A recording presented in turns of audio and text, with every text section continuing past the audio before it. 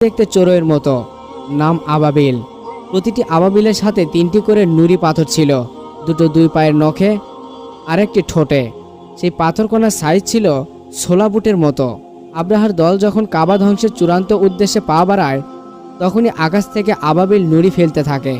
একসাথে পুরো বাহিনীর ওপর যেন পাথরের বৃষ্টি। পাথরকণা যার উপরে পড়ছে সেই লুটিয়ে পড়ছে। একটু নাড়াচাড়া দেওয়ার হিম্মতও তাদের ছিল না। আঘাত এতটাই জটিল ছিল যে তারা সঙ্গে সঙ্গে মারা গিয়েছিল। একটি পাথর ছিল এ যুগের সবচেয়ে শক্তিশালী মিসাইল। পুরো দলের সব শেষ। আব্রাহা হয় রক্তাক্ত। আল্লাহ হয়তো তাকে কিছুক্ষণের জন্য জীবিত রেখেছিলেন, অপমানের গ্লানি বয়ে বেড়ানোর জন্য। যুদ্ধে ভয়াবহ পরাজয়ের পর বুক ফুলিয়ে আসা লোকটি রক্তাক্ত দেহ এবং ছেঁড়া কাপড় নিয়ে খুঁড়িয়ে খুঁড়িয়ে প্রস্থান করে। তার এমন লজ্জাকর প্রস্থান দেখে মক্কাবাসী বেশ আনন্দ উপভোগ করে।